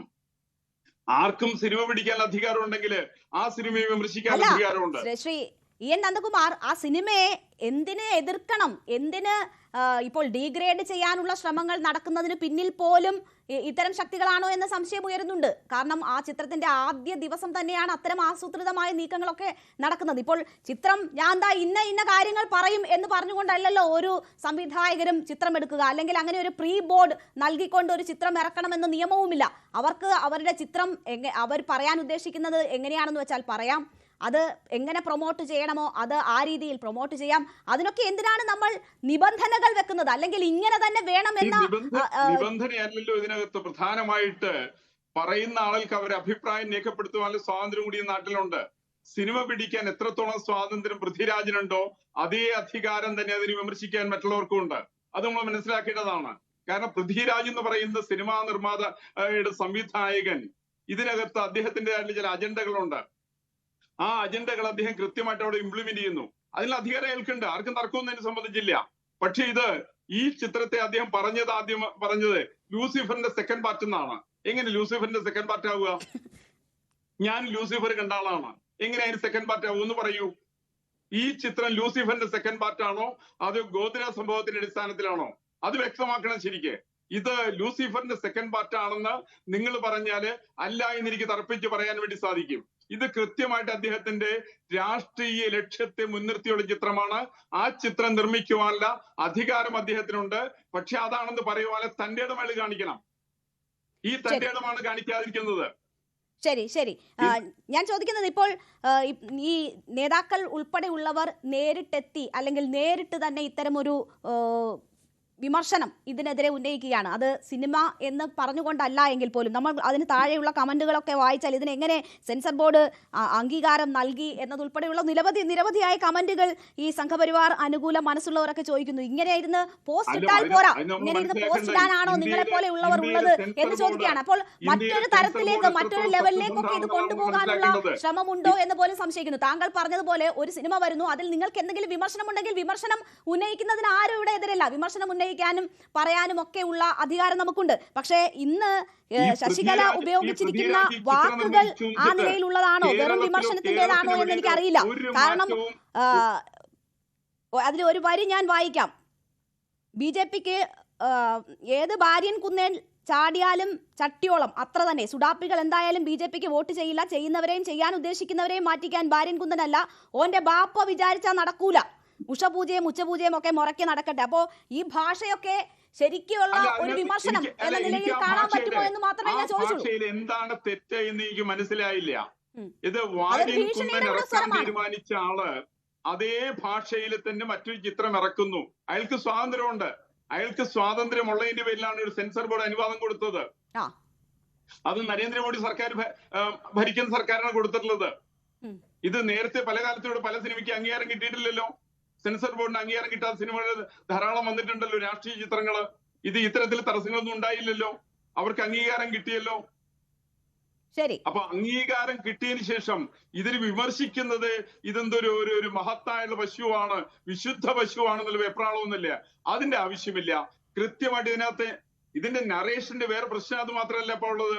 ഇതിനകത്ത് മുൻകൂട്ടി പണം വാങ്ങിക്കുന്നു. ഇതിന്റെ പൃഥ്വിരാജ് അടക്കമുള്ള ആളുകൾ പണം മുൻകൂർ പറ്റിയിട്ടുണ്ട്. എത്ര ദിവസക്കാലത്ത് മുൻകൂറായിട്ടുള്ള പണമാണ് പറ്റിയിരിക്കുന്നത്? ഇതിന്റെ ബ്രഹ്മാണ്ഡ ചിത്രത്തിന്റെ മുതൽ മുടക്ക് എത്രയാണ്? ഇവരുടെ ഇൻകത്തിന്റെ സോഴ്സ് എന്താണ്? അതിനെക്കുറിച്ച് അന്വേഷണം നടത്തേണ്ടതല്ലേ? അപ്പോ അതൊക്കെ ഒരു ഭീഷണിയായിട്ട് വേണമെങ്കിൽ കാണണമോ? അതാണ് ഞാൻ ചോദിക്കുന്നത്. ഇവിടെ അവസാനിക്കുമോ ഇത്? ഈ ഒരു താങ്കൾ പറഞ്ഞതുപോലെ ഈ ഒരു വിമർശനത്തിൽ അവസാനിക്കുമോ, അതോ ഇതിന്റെ ബാക്കി പത്രം ഉണ്ടോ എന്നതാണ്. അപ്പോൾ ഇപ്പോൾ ED നമുക്കറിയാം, പല ചിത്രങ്ങളുടെയും പിന്നിൽ ഉള്ളവർക്ക് അതിന്റെ വരുമാനവും സ്രോതസ്സും തേടി ED എത്തുന്നുണ്ട്. അപ്പോൾ അതിലേക്കാണ് അദ്ദേഹം വിരൽ ചൂണ്ടുന്നത്. ഞാൻ താങ്കളിലേക്ക് വരാം. ശ്രീ റെജി കൂടി നമുക്കൊപ്പം ചേരുകയാണ്, വലതു നിരീക്ഷകൻ. ശ്രീ റെജി, ഒരു ചിത്രം നമ്മൾ അതിന്റെ ആക്ഷനും മാസും ഒക്കെ ചർച്ച ചെയ്യാമെന്ന് കരുതിയിരിക്കുമ്പോഴാണ് വലിയ രീതിയിൽ അതൊരു രാഷ്ട്രീയ വിവാദമായി കൂടി മാറുന്നത്. നമ്മുടെ ചർച്ച പോലും ആ നിലയ്ക്ക് മാറ്റേണ്ടി വന്നു. ഇപ്പോൾ ജെ നന്ദകുമാറും ശശികലയും ഒക്കെ അതിനെതിരെ പോസ്റ്റ് ഇട്ടിരിക്കുകയാണ്. വെള്ളിയാഴ്ചയും വലിയ പെരുന്നാളും ഒന്നിച്ച് വന്നിട്ടും ഒന്നും സംഭവിച്ചിട്ടില്ല, ബാപ്പ വന്നാലും ഒന്നും സംഭവിക്കില്ല എന്നൊക്കെ പറയുന്നു. അതിന് പിന്നാലെ ഇതിന്റെ സ്രോതസ് എന്താണ് എന്നൊക്കെ ചോദിച്ചുകൊണ്ട് നമ്മളുടെ ഈ പാനലിസ്റ്റിലെ EN നന്ദകുമാറും പറഞ്ഞു നിർത്തുകയാണ്. അപ്പോൾ ഒരു വലിയ വിവാദത്തിലേക്ക് ഈ ചിത്രം മാറുമോ? കേരള രാഷ്ട്രീയത്തെ പിടിച്ചു കുലുക്കുന്ന തരത്തിൽ എമ്പുരാൻ എത്തുമോ? ജനാധിപത്യ രാജ്യമാണ്. ജനാധിപത്യ രാജ്യത്തിലെ ജനങ്ങൾക്ക് അവകാശങ്ങളുണ്ട്. നമ്മളൊരു സ്വാതന്ത്ര്യത്തിൽ ജീവിക്കുന്നവരാണ്, അഭിപ്രായ സ്വാതന്ത്ര്യത്തിൽ ജീവിക്കുന്നവരാണ്. നമ്മുടെ എൻ്റർടൈൻമെൻറ്റ് രംഗത്ത് വരുന്ന ഒരു അഭിപ്രായ സ്വാതന്ത്ര്യത്തെ അല്ലെങ്കിൽ ഒരു ആവിഷ്കാര സ്വാതന്ത്ര്യത്തെ എന്തിനാണ് ഭയക്കുന്നത്? നമ്മുടെ രാജ്യത്തെ ഒരു സിനിമ, എത്രയോ പേരാണ് ഈ രംഗത്ത് പ്രവർത്തിക്കുന്നത്. അതിൻ്റെ ആ ഒരു എൻ്റർടൈൻമെൻറ്റ്, അതിൻ്റെ ഒരു എന്താ പറയുക, ആ ഒരു ആവിഷ്കാര സ്വാതന്ത്ര്യം ഒരു കലയെ സമ്പുഷ്ടമാക്കുമ്പോൾ അതിൻ്റെ രാഷ്ട്രീയ ചേരുവതിരിവ് നോക്കാതെ അതിനെ നമ്മൾ എന്തിനാണ് അതിനെ ഇങ്ങനെ രാഷ്ട്രീയമായ ഒരു അസഹിഷ്ണുതയോടുകൂടി കാണുന്നത്? നമ്മുടെ രാജ്യത്ത് വളർന്നു വരുന്ന അഭിപ്രായ സ്വാതന്ത്ര്യത്തിനെതിരെയുള്ള അസഹിഷ്ണുതയുടെ ഒരു ബഹിർസ്ഫുരണമായിട്ടല്ലേ നമുക്കിതിനെ കാണാൻ കഴിയൂ. ഒരു ചിത്രം വരുന്നു, എത്രയോ രാഷ്ട്രീയ ചിത്രങ്ങൾ നമ്മുടെ സംസ്ഥാനത്ത് ഇതിനു മുമ്പ് ഉണ്ടായിട്ടുണ്ട്. എത്ര ഭംഗിയായി കേരളവും അല്ലെങ്കിൽ ഇന്ത്യ മഹാരാജ്യവും അതിനെയൊക്കെ വരവേറ്റിട്ടുണ്ട്. എന്നാൽ ഇത് ഒരു സംഭവത്തെ അടിസ്ഥാനമാക്കുന്നു എന്ന് ഊഹിക്കുന്നതിനോടൊപ്പം ഇന്ത്യയുടെ യാഥാർത്ഥ്യത്തിൽ ഇവിടെ നടന്ന ചില സംഭവങ്ങളിലേക്കുള്ള ഒരു വിരൽ ചൂണ്ടുന്ന സൂചകങ്ങൾ മാത്രമല്ലേ അത് നൽകുന്നുള്ളൂ. അതുമാത്രമല്ല, അതിൻ്റെ കലാമൂല്യത്തെ ഉൾക്കൊള്ളുക, അതിനുവേണ്ടി ത്യാഗം സഹിച്ച, അതിൻ്റെ പിന്നിൽ പ്രവർത്തിച്ച എന്താണ് അതിൻ്റെ അണിയറ പ്രവർത്തകർ, അല്ലെങ്കിൽ അതിനുവേണ്ടി വരുന്ന ഒരു വലിയ എഫേർട്ടുണ്ട്. അത് നമ്മുടെ എൻ്റർടൈൻമെൻറ്റ് ഇൻഡസ്ട്രിക്ക്, അതായത് നമ്മുടെ കേരളത്തിലെ സിനിമാ വ്യവസായം വലിയ പ്രതിസന്ധിയെ നേരിട്ടുകൊണ്ടിരിക്കുകയാണ്. എത്രയോ തൊഴിലാളികളാണ് ഈ രംഗത്തുള്ളത്. ഇതൊരു വ്യവസായമായി മാറിയിരിക്കുന്നു. ആ വ്യവസായത്തെ അതിൻ്റെ ഒരു കലാമൂല്യം ഉൾക്കൊണ്ടുകൊണ്ട് അതിനെ ഒരു കലാപരമായിട്ട് കാണുന്നതിന് പകരം അതിനെ വർഗീയവൽക്കരിച്ചുകൊണ്ട് അതിനെ രാഷ്ട്രീയ ചേരുതിരിവിലേക്ക് വരുത്തിക്കൊണ്ട് എന്തിനാണ് ഇങ്ങനെ നമ്മുടെ അന്തരീക്ഷത്തെ മലീമസമാക്കുന്നത്? അതൊരു എൻ്റർടൈൻമെൻറ്റ് ഇൻഡസ്ട്രി അല്ലേ? എന്തിനാണ് ഇത്ര അസഹിഷ്ണുത കാണിക്കുന്നത്? നമ്മുടെ സമൂഹത്തിൽ വളർന്നു വരുന്ന അസഹിഷ്ണുതയുടെ ഒരു പ്രതീകമായിട്ട് നമുക്ക് വേണമെങ്കിൽ ഇതിനെ കാണാം. എത്രയോ സിനിമകളാണ് ഒരു വർഷം 200-ലധികം സിനിമകളല്ലേ നമ്മുടെ സംസ്ഥാനത്ത് തന്നെ ഇറങ്ങുന്നത്. മാത്രമല്ല സെൻസർ ബോർഡ് അതിൻ്റെ ഉദ്യോഗസ്ഥർ അതിൻ്റെ A to Z പരിശോധിച്ചതിന് ശേഷമാണല്ലോ ഇതിന് അംഗീകാരം കൊടുക്കുന്നത്. നമ്മൾ അതിൻ്റെ ഒരു കലാമൂല്യത്തെ ഉൾക്കൊണ്ടുകൊണ്ട് അതിനെ ഒരു കലാരൂപമായി കണ്ടുകൊണ്ട് നമ്മുടെ ഒരു എൻ്റർടൈൻമെൻറ്റായി അതിനെ കണ്ടുകൊണ്ട് അതിനെ അംഗീകരിക്കുകയല്ലേ ഒരു മലയാളി അല്ലെങ്കിൽ ഒരു മനുഷ്യജീവി അല്ലെങ്കിൽ എന്താണ് നമ്മുടെ ഒരു രാഷ്ട്രീയ സാഹചര്യത്തിൽ ജീവിക്കുന്ന ഒരാൾക്ക് ചെയ്യാൻ കഴിയുക? അതിനെ ഇത്ര അസഹിഷ്ണുതയോടെ നോക്കുന്നത് എന്താണ് രേണുക? തീർച്ചയായും അതുതന്നെയാണ് നമുക്കും ചോദിക്കാനുള്ളത്. എന്തിനാണ് അസഹിഷ്ണുത ചിത്രത്തോട് എന്നത്? ഞാൻ താങ്കളിലേക്ക് തിരിച്ചു വരാം. ഇപ്പോൾ സായി കൃഷ്ണൻ കൂടി നമുക്കൊപ്പം ചേരുകയാണ്. സായി, ഇപ്പോൾ സംഘപരിവാർ അനുകൂലിയായ നമ്മുടെ ചർച്ചയിൽ പങ്കെടുക്കുന്ന പാനലിസ്റ്റ് EN നന്ദകുമാർ പറയുന്നു ഇതെന്തായാലും ലൂസിഫറിന്റെ 2ാം ഭാഗമല്ല. അദ്ദേഹം അത് ആവർത്തിച്ച് പറയും ഇത് ഞങ്ങളുടെ ലൂസിഫർ അല്ല എന്ന് പറയണം. അപ്പോൾ എന്താണോ ലൂസിഫർ കണ്ട് ഓരോ പ്രേക്ഷകനും മനസ്സിൽ വിചാരിച്ചിരുന്നത്, 2ാം ഭാഗത്തിൽ അവർ എന്തൊക്കെയാണോ പ്രതീക്ഷിച്ചത് അവിടെ നിന്നൊക്കെ ഒരുപാട് മാറിപ്പോയി എന്നതാണ് ഈ ചിത്രത്തെക്കുറിച്ച് വരുന്ന ഒരു നിരീക്ഷണം എന്നത്. അത് എല്ലാവരും ആ രീതിയിൽ ഉൾക്കൊള്ളുന്നില്ല എങ്കിൽ പോലും കുറേ പേർക്കെങ്കിലും അങ്ങനെ ഒരു വികാരമുണ്ട്. അതിനോടൊപ്പം തന്നെ നമ്മുടെ ഈ ചർച്ചയിൽ ഉയർന്നു വന്ന മറ്റൊന്ന്, പൃഥ്വിരാജ് അദ്ദേഹത്തിന്റെ രാഷ്ട്രീയം അതിൽ കലർത്തിയിരിക്കുന്നു. അത് പ്രൊമോഷന്റെ സമയത്തോ മറ്റൊരു സമയത്തോ പുറത്തുവിടാതെ ഒളിച്ചു കടത്തിയിരിക്കുന്നു ഈ ചിത്രത്തിലൂടെ പൃഥ്വിരാജിന്റെ രാഷ്ട്രീയം എന്നതാണ്. സായി കൃഷ്ണൻ എങ്ങനെയാണ് അതിനെ കാണുന്നത്? First of all EN Nandakumar എന്ന് പറഞ്ഞ വ്യക്തി ഇവിടെ വന്നിരുന്നിട്ട് കാര്യങ്ങൾ പറയാം, പക്ഷെ പൃഥ്വിരാജിന്റെ നട്ടെല്ലെണ്ണാനോ അല്ലെങ്കിൽ പൃഥ്വിരാജിന്റെ നട്ടെല്ലിനെ കുറിച്ച് ചോദിക്കാനോ ഒരു സിനിമ ഇറങ്ങിയതിന് ശേഷം ഈ വ്യക്തി എന്തിനത് ചെയ്യുന്നു എന്നുള്ളതിനെ കുറിച്ചിട്ട് എനിക്കൊരു ഐഡിയ ഇല്ല. ഇതിനൊരു നട്ടെല്ലിന്റെ പ്രശ്നമല്ല. ഒരു സിനിമ ഇറങ്ങുന്നതിന് മുമ്പ് ആ സിനിമയെ കുറിച്ചുള്ള വ്യക്തമായിട്ടുള്ള ക്ലൂകൾ ആ സിനിമയുടെ പ്രൊമോഷൻ മെറ്റീരിയൽസിനുണ്ട്. EN നന്ദകുമാർ എന്ന് പറഞ്ഞ വ്യക്തി ഈ സിനിമയുടെ ഈ ഒരു ട്രെയിലറോ ഒരു പോസ്റ്ററോ കണ്ടിട്ടുണ്ടെങ്കിൽ, ഇല്ലെങ്കിൽ അത്യാവശ്യം ലൂസിഫറിനെ കുറിച്ചിട്ട് ഇത്തിരിയെങ്കിലും പഠനം നടത്തിയിട്ടുണ്ടെങ്കിൽ ലൂസിഫറിൽ ഉണ്ടായിരുന്ന പൊളിറ്റിക്സ് എന്താണെന്നും എമ്പുരാൻ വരുമ്പോൾ അതിൽ കാണിക്കാൻ പോകുന്ന പൊളിറ്റിക്സ് എന്താണെന്നുള്ളതും ഇതിന്റെ ട്രെയിലർ ഇറങ്ങിയ സമയത്ത് അതിൽ കൃത്യമായിട്ട് ഉണ്ടായിരുന്നു സാർ. അപ്പൊ അത് കണ്ടിട്ട് നിങ്ങൾക്ക് മനസ്സിലായില്ല എന്നുള്ളത് നിങ്ങളുടെ പ്രശ്നമാണ്. അല്ലാതെ നിങ്ങൾ സിനിമ ഇറങ്ങി എല്ലാം കഴിഞ്ഞ് അതിൽ രാഷ്ട്രീയം പറയുന്നുണ്ട്, അതിൽ ഞങ്ങളെ പറയുന്നുണ്ട് എന്ന് പറഞ്ഞിട്ട് ഇത് മറ്റേ പരിപാടിയാണ്. CID മൂസയിലുണ്ടല്ലോ ഇത് എന്നെയാ പറഞ്ഞെന്ന് പറഞ്ഞിട്ട് വരുന്നുണ്ടല്ലോ ജഗതി, നമ്മളെ ഇങ്ങനെ ജഗതി. അതേപോലെയാണ് ഇത് ഞങ്ങളെ പറഞ്ഞു എന്ത് പറഞ്ഞു സാർ? നോർത്ത് നിന്നൊക്കെ പ്രൊപ്പഗണ്ട മൂവി ഇവിടെ ഇറക്കി വിടുന്ന സമയത്ത് ഇതേ സംഘപരിവാർ ബെൽറ്റുകൾ പറഞ്ഞിരുന്നത് എന്താ? ഇതൊരു സിനിമയായിട്ട് കാണണം, ക്രിയേറ്റീവ് സ്പേസ് ആണ്, സ്വാതന്ത്ര്യമില്ലേ എന്നുള്ള ചോദ്യങ്ങളൊക്കെ ചോദിക്കലുണ്ടല്ലോ. ഇപ്പൊ നോർത്ത് നിന്ന് വരുന്ന പ്രൊപ്പഗണ്ട സിനിമകൾക്ക് നിങ്ങൾക്ക് അങ്ങനെ ഒരു വർത്താനം, ഇവിടുന്ന് നമ്മളൊരു പ്രൊഡക്റ്റ് വരുന്ന സമയത്ത് അതിനകത്ത് ഇതേപോലെ ആ സിനിമ ഞാൻ കണ്ടതാ രാവിലെ, അതിനകത്ത് 3 പാർട്ടികളെയും ഒരുപോലെ കുത്തിയിട്ടുണ്ട്. മുഖ്യമന്ത്രിയെ അടക്കം പറയുന്ന പല എലമെന്റുകളും വളരെ പ്രത്യക്ഷത്തിൽ അതിൽ കാണുന്നുണ്ട്. അവർക്ക് ആർക്കും ഇല്ലാത്തൊരു ഒരു അസഹിഷ്ണുതയുടെ ഫേസ് എന്തിനാണ് സംഘപരിവാറിന് വരുന്നത്? എന്തിനാണ് ഇവിടുത്തെ നേതാക്കന്മാർക്ക് ഇത്ര പൊള്ളുന്നത്? പൃഥ്വിരാജിന്റെ നട്ടെല്ലെണ്ണൻ ഇവരൊക്കെ ആരാ? പൃഥ്വിരാജ് അയാൾ ഇൻവെസ്റ്റ് ചെയ്ത പൈസക്ക് അയാൾ നല്ലൊരു പ്രൊഡക്റ്റ് എടുത്തു. സിനിമ ഇറങ്ങുന്നതിന് മുമ്പ് ഈ സിനിമ ഇങ്ങനെയാണ്, ഇതിൽ രാഷ്ട്രീയം പറയുന്നുണ്ട്. അങ്ങനെയാണെങ്കിൽ നിങ്ങൾ അന്ന് എന്ത് ചെയ്തിരുന്നു? ഇന്നീ പറഞ്ഞ് നിങ്ങൾ അന്ന് പറയില്ലേ? ഇപ്പൊ നിങ്ങൾ പറയുന്നു ഇതിന്റെ സോഴ്സ് അറിയണം, ഇപ്പൊ നിങ്ങൾ പറയുന്നു ഇതിനകത്ത് ഇൻവെസ്റ്റ് ചെയ്ത പൈസയുടെ അളവ് നിങ്ങൾക്ക് അറിയണം എന്ന് നിങ്ങൾ പറയുന്നു.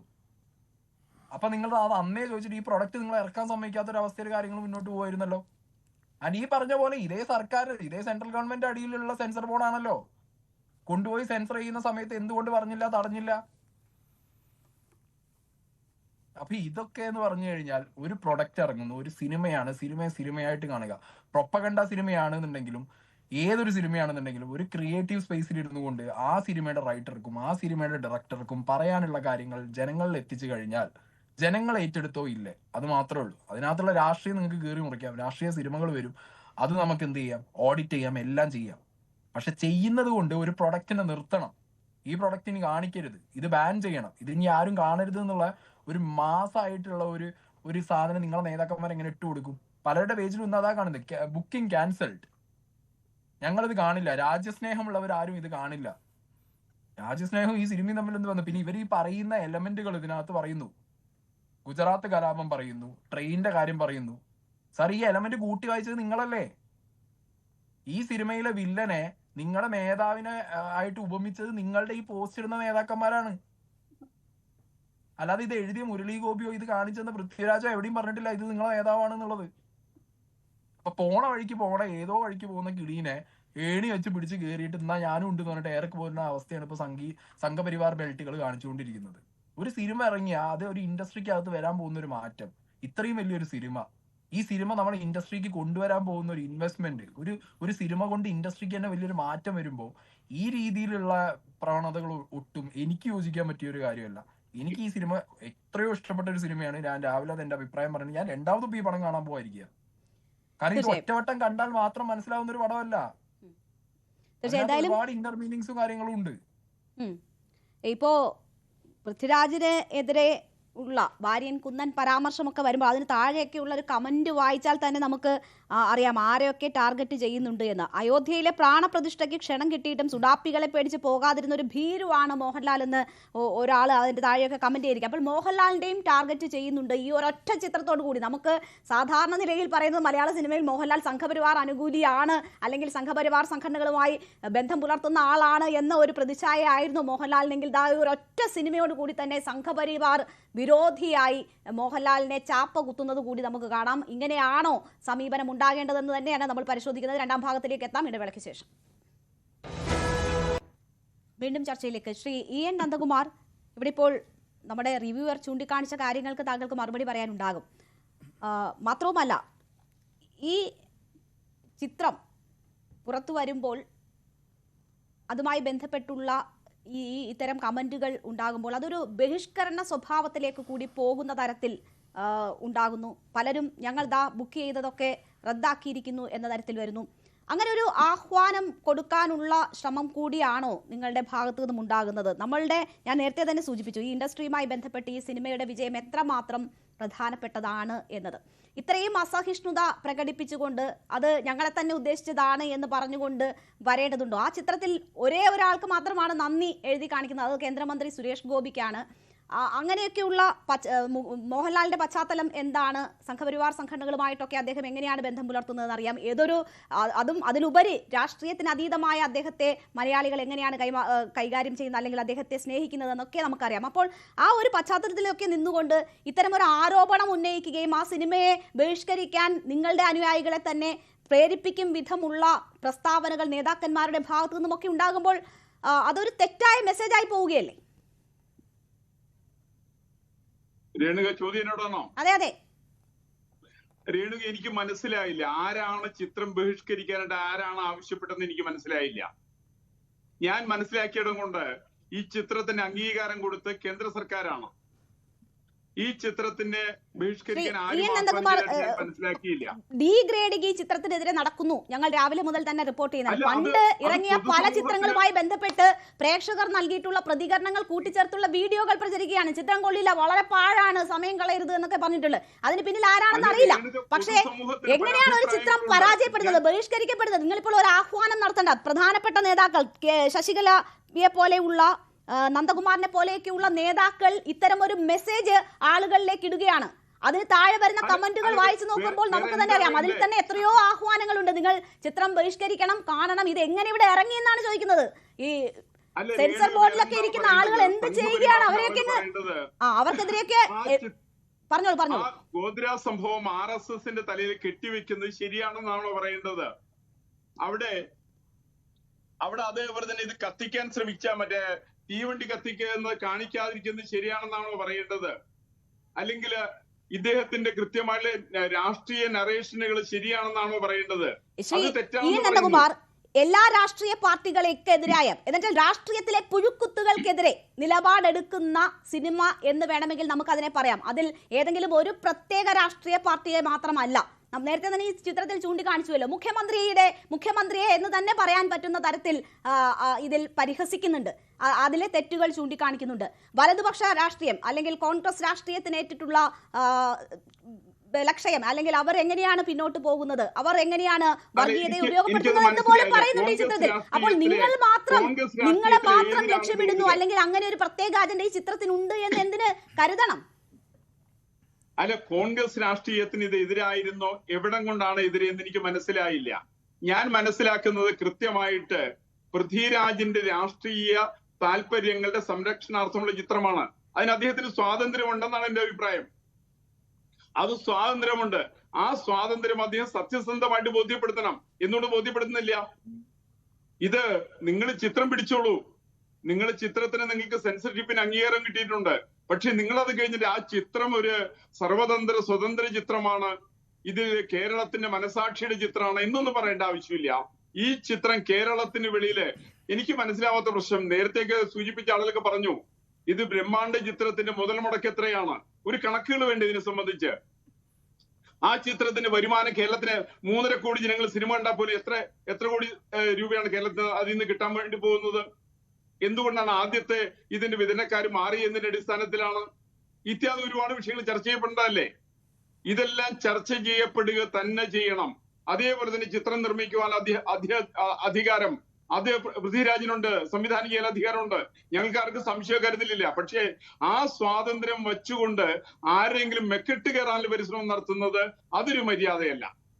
നിങ്ങൾ ആവിഷ്കാര സ്വാതന്ത്ര്യത്തിന്റെ പേരും അഭിപ്രായ സ്വാതന്ത്ര്യത്തിന്റെ പേരും ഒക്കെ പറയുന്നത് ചില ആളുകൾക്കെതിരായുള്ള പ്രശ്നത്തിൽ മാത്രമാണ്.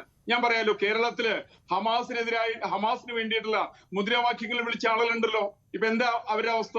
ഹമാസിനെതിരായിട്ട് പലസ്തീനിൽ പോലും പ്രകടനം നടക്കുകയാണ്. ഇത് തിരിച്ചറിയേണ്ടതാണ്. ഈ ഒരു സാഹചര്യത്തിലാണ് ലഷ്കർ ഇ തൊയ്ബയിലേക്ക് ചേരുന്ന പൃഥ്വിരാജിന്റെ പ്രസ്ഥാനം വരുന്നത്. പൃഥ്വിരാജിന്റെ സിനിമ നൽകുന്ന സന്ദേശം എന്താണ്? അല്ല, ഇതില് ഞാൻ സീക്രട്ട് ഏജന്റുമാര് ചിരിച്ചുകൊണ്ട് കാര്യമായില്ല. പിന്നെ എന്ത് ചെയ്യണം സാർ? വിളിച്ചു പറയുമ്പോ ജനങ്ങളുടെ പൾസ് മനസ്സിലാക്കാതെ ഇവിടെ കടന്നിട്ട് സംഘപരിവാർ കടന്നിട്ട് ഒരു സിനിമ ഇറങ്ങുമ്പോഴത്തേക്കും ജനങ്ങളെ പൾസ് മനസ്സിലാക്കാതെ ഇവിടെ കടന്നിട്ട് ഇതന്നെയാ സിനിമയിലും പറയുന്നത്. ഒരു സിനിമ ഇറങ്ങി നിങ്ങൾക്ക് ഒരു വിമർശനം വന്നു കഴിഞ്ഞാൽ നിങ്ങൾ ഇഡിയെ കൊണ്ടുവരും, നിങ്ങൾ ആ സിനിമേന്റെ ഫണ്ടിനെ കുറിച്ച് ചോദിക്കും.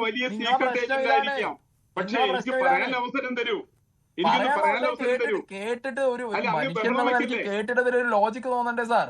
നിങ്ങൾക്ക് ഒരു വിമർശനം വരുമ്പോ ഇവിടെ ഇറങ്ങുന്ന എല്ലാ സിനിമകളുടെയും പ്രൊഡക്ഷന്റെ കോസ്റ്റ് സാറിന് അറിയോ? എല്ലാ സിനിമകളും അങ്ങനെ പുറത്ത് വിട്ടിട്ടാണോ ഒരു സിനിമ പുറത്തിറക്കാറ്? ഒരു സിനിമ ഇറങ്ങി ആ സിനിമ സിനിമകളുടെ വരുമാനത്തെ കുറിച്ച് പറയൂ സാർ. തിയേറ്ററിൽ ഒരു സിനിമ വന്ന് ആ സിനിമ ഒരു മാസം ഓടിയതിനു ശേഷം തിയേറ്റർ അസോസിയേഷൻ അതിന്റെ കണക്കുകൾ പുറത്തു വിടും, പ്രൊഡ്യൂസർ അസോസിയേഷൻ പുറത്തു വിടും. കഴിഞ്ഞ വർഷം 2024 നടന്നില്ല പൊളിഞ്ഞ ചിത്രങ്ങളുടെ കണക്കുകൾ ഇവിടെയുണ്ട്. എന്തായാലും 200 കോടിയുടെ കണക്കുകൾ പറയുന്നത് പൃഥ്വിരാജ് 200 കോടി പറഞ്ഞിട്ടുണ്ടോ? മോഹൻലാൽ 200 കോടി പറഞ്ഞിട്ടുണ്ടോ?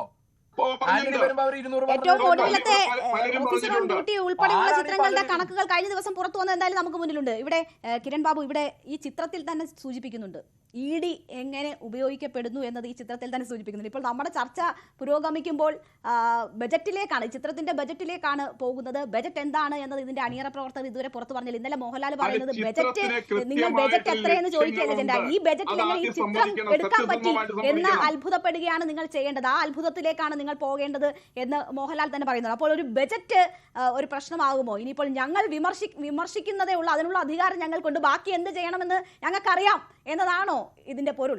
അല്ല, നിങ്ങൾക്ക് അത് തന്നെയാണ് ഇതിന്റെ പ്രധാനപ്പെട്ട വിഷയം. ഇന്നലെ വരെ ബജറ്റിനെ കുറിച്ച് ആർക്കെങ്കിലും ഏതെങ്കിലും തരത്തിലുള്ള ബുദ്ധിമുട്ടുണ്ടായിരുന്നില്ല. ബജറ്റ് സിനിമയ്ക്ക് മറ്റേതെങ്കിലും സാമ്പത്തിക ക്രമക്കേടുണ്ടെങ്കിൽ അതൊക്കെ അന്വേഷിക്കാൻ ഈ നാട്ടിലെ ഏജൻസികളുണ്ട്, അവർക്ക് ഏത് സമയത്തും ഇതൊക്കെ അന്വേഷിക്കാവുന്നതാണ്. പക്ഷേ ഈ ഏജൻസികളെ ഉപയോഗിക്കേണ്ടത് ഈ ബജറ്റ് കണക്കിനെ കുറിച്ച് പറയേണ്ടത് ഇന്ന് രാവിലെ സിനിമ ഇറങ്ങി ആ ഈ പറയുന്ന ഗുജറാത്ത് കലാപം ഉണ്ടായ സമയത്ത് അത് ഹിന്ദുക്കൾക്കെതിരായുള്ള വംശഹത്യയാണെന്ന് അംഗീകരിക്കാതെ കണ്ട് മുസ്ലിം വംശഹത്യയാണെന്ന് പറഞ്ഞവരാണ് സിനിമയുടെ പിന്നില്. ആരാണ് ഈ സിനിമയിൽ ഇത് ഗുജറാത്ത് കലാപമാണെന്ന് പറഞ്ഞത്? പൃഥ്വിരാജ് പറഞ്ഞു. ഗുജറാത്ത് കലാപത്തെ കുറിച്ചൊക്കെ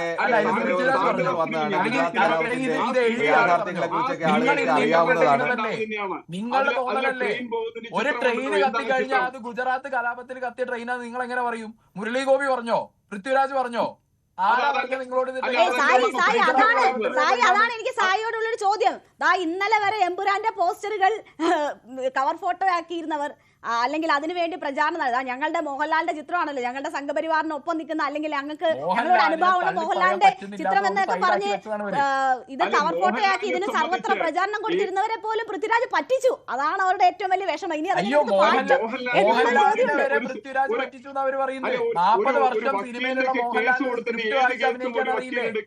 അല്ല, ചിത്രം പറയുന്നത് ഇതാണ് എന്ന് അവർക്ക് അറിയില്ലായിരുന്നു. അവർ ഇതിന് മാക്സിമം പ്രൊമോഷൻ നൽകി ഇന്ന് പോയി തിയേറ്ററിൽ അബദ്ധത്തിലായി. അത് നടന്റെ മിടുക്കാണോ? അല്ല, ഒരു നടൻ എന്നുള്ള നിലയ്ക്ക് പൃഥ്വിരാജ് പറഞ്ഞ ഒരു സ്റ്റോറി വന്ന് പറയുമ്പോ മോഹൻലാൽ ഒന്നും അറിയാതെ 40 വർഷത്തെ പാരമ്പര്യമുള്ള പോയിട്ടാണ് അഭിനയിക്കൂ. സായി ഒരു വക്കീലിന്റെ ഒക്കെ കേസ് കൊടുക്കുമ്പോ വക്കീലിനോട് സത്യം പറയും, വക്കീല് പണം വാങ്ങിക്കും, ആർക്ക് വേണ്ടിയിട്ടും വാദിക്കും. അതിനെന്താ തെറ്റുള്ളത്? ഇതിന് മോഹൻലാൽ പണം വാങ്ങിയില്ലാന്നാണല്ലോ പറഞ്ഞേ. ഇന്നേ വരെ അഭിനയിച്ചിട്ട് മോഹൻലാൽ ഇതിന് പണം മേടിച്ചിട്ടില്ല എന്ന് പറഞ്ഞേ. ഇത് മോഹൻലാലിന്റെ പ്രൊഫഷന്റെ ഭാഗമാണ്. അദ്ദേഹം പണം വാങ്ങിക്കും. മോഹൻലാലിന്റെ പ്രൊഫഷന്റെ ഭാഗമാണ്. അതാ എന്താ തെറ്റ്? അതിനെ ചോദിക്കാം. നിങ്ങൾക്ക് എന്താ പ്രശ്നം? ഞങ്ങൾ പറഞ്ഞത് അത് പ്രൊഫഷന്റെ ഭാഗമാണ്. പക്ഷേ ചിത്രത്തിന്റെ നിർമ്മാതാവിനെ സംബന്ധിച്ചും ചിത്രത്തിന്റെ സംവിധായകനെ സംബന്ധിച്ചും അവരുടെ രാഷ്ട്രീയം ഇതിനകത്ത് കൂട്ടിക്കലർത്തിയിട്ടുണ്ട് എന്ന് മാത്രമേ പറഞ്ഞുള്ളൂ. രാഷ്ട്രീയം പാടില്ല എന്നാണോ? അല്ല, നിങ്ങൾ എന്താ സമ്മതിക്കുന്ന മടി? സിനിമയായിട്ട് കാണാൻ നിങ്ങൾക്ക് താല്പര്യമില്ല. ഇതിപ്പോ പ്രൊമോഷന്റെ ഭാഗമായി അവർ പെട്ടിരിക്കുകയാണോ? അതാണ് അവരുടെ ഏറ്റവും വലിയ പ്രശ്നം. ഈ നന്ദകുമാർ അതാണ് പറയുന്നത്, നിങ്ങൾ ഇതാണ് സിനിമ എടുക്കുന്നെങ്കിൽ നേരത്തെ പറഞ്ഞുകൂടായിരുന്നു. ഇത് കേരളത്തിലെ രാജീവ് ചന്ദ്രശേഖർ ബിജെപിയുടെ സംസ്ഥാന അധ്യക്ഷ പദവി ഏറ്റെടുത്ത അദ്ദേഹം തന്നെ മോഹൻലാലിനെ, അദ്ദേഹത്തെ കാണാൻ മോഹൻലാൽ വരികയും അദ്ദേഹത്തോടൊപ്പമുള്ള ചിത്രങ്ങൾ പങ്കുവെക്കുകയും ഞാൻ ഈ ചിത്രം കാണും എന്ന് പറയുകയും ചെയ്തു. ഇന്നും അദ്ദേഹം നാളെ ഈ ചിത്രം കാണും എന്ന് തന്നെയാണ് പറഞ്ഞത്. ബിജെപിയുടെ പ്രധാനപ്പെട്ട നേതാക്കളായ ഔദ്യോഗികമായ നേതാക്കളാരും തന്നെ ചിത്രത്തിനെതിരെ ഈ തരത്തിൽ രംഗത്ത് വന്നിട്ടില്ല. പക്ഷേ ഈ സംഘപരിവാർ പ്രസ്ഥാനങ്ങളുടെ പ്രധാനപ്പെട്ട നേതാക്കൾ, ഇപ്പോൾ ജെ നന്ദകുമാർ ആയാലും KP ശശികല ആയാലും ഒക്കെ, അവരൊക്കെ ഈ സിനിമയെ കണ്ടപ്പോൾ തന്നെ അവർ സ്വയം ഐഡന്റിഫൈ ചെയ്യുകയാണ്, ഇത് ഇന്ന സിനിമ ഞങ്ങൾ ഉദ്ദേശിച്ചത് ഇത് തന്നെയാണ്, ആ ഉദ്ദേശം അത് തന്നെയാണെന്നുള്ള സംശയമൊന്നുമില്ല. അവരെല്ലാ ആളുകൾക്കൊക്കെ സാമാന്യ ബുദ്ധിയുള്ള ഏത് മനുഷ്യരും തിരിച്ചറിയാം. ഗുജറാത്ത് കലാപത്തെക്കുറിച്ച് ഒട്ടേറെ തരത്തിലുള്ള വ്യാഖ്യാനങ്ങളും ഒക്കെ വന്നിട്ടുണ്ട്. അതിൻ്റെ യാഥാർത്ഥ്യങ്ങളെക്കുറിച്ചുമൊക്കെ ഒരുപാട് തവണ ചർച്ച ചെയ്തതാണ്. അതിൻ്റെ ഒരു ഭാഗം എടുക്കുന്നതിന് അതിൻ്റെ ഏറ്റവും പ്രധാന ഭാഗം തന്നെയാണ് എടുത്തത്. ഏറ്റവും പ്രധാന ഭാഗം അതിലെടുത്തതിന് കൂട്ടക്കൊല നടന്ന ഈ നരേന്ദ്ര പാട്ടിയ കൂട്ടക്കൊലയുടെ വിഷയം അതിൽ സിനിമയിൽ എടുത്തതിന് പൃഥ്വിരാജിനോ അല്ലെങ്കിൽ ആ സിനിമയുടെ നിർമ്മാതാക്കൾക്ക് പൂർണ്ണമായ അവകാശമുണ്ട്. ഇതെല്ലാം ഞങ്ങൾ നേരത്തെ കൂട്ടി പറയണം, നേരത്തെ കൂട്ടി പറഞ്ഞിട്ട് സിനിമ എടുക്കുക. അങ്ങനെ ഒരു സിനിമ എടുക്കാൻ കഴിയുമോ? ഏത് സിനിമ എടുക്കുന്നവർക്കും അവർക്ക് എന്ന ഭാഗങ്ങളെല്ലാം എടുക്കാനുള്ള അവർക്ക് പൂർണ്ണമായ അവകാശങ്ങളുണ്ട്. അതിനെതിരെ നിങ്ങൾക്ക് വിമർശനങ്ങൾ ഉന്നയിക്കാം, അതിന് യാതൊരു തടസ്സവുമില്ല, ആർക്ക് വിമർശനം ഉന്നയിക്കാം. ഇത് പറയുമ്പോൾ ഈ സിനിമയുടെ സാമ്പത്തിക സോഴ്സ് ഏതാ എന്ന് ചോദിക്കുന്നിടത്താണ് ഈ സിനിമ ഉന്നയിക്കുന്ന പ്രധാനപ്പെട്ട ഒരു വിമർശനം കൂടി. ED അടക്കമുള്ള ഏജൻസികളെ ഇത്തരത്തിൽ രാഷ്ട്രീയമായി ദുരുപയോഗിക്കുന്നു എന്നുള്ള ഒരു ആരോപണം എന്തായാലും ഇന്ത്യൻ രാഷ്ട്രീയത്തിൽ സജീവമായിട്ട് തന്നെ നിലവിലുണ്ട്. ഈ ആരോപണത്തെ ശരിവെക്കുന്ന തരത്തിലാണ് നന്ദകുമാർ അടക്കം സംസാരിക്കുന്നത്. അദ്ദേഹം അടക്കം ചോദിക്കുന്നത് ഇത്ര വരുമാനം എവിടുന്ന് കിട്ടും, ഈ ഇത്രയും വലിയ സിനിമയ്ക്ക് എത്ര രൂപ ചിലവാകുന്നത്? കഴിഞ്ഞ 2-3-4 മാസമായി ചർച്ചകൾ നടന്നുകൊണ്ടിരിക്കുകയാണ്.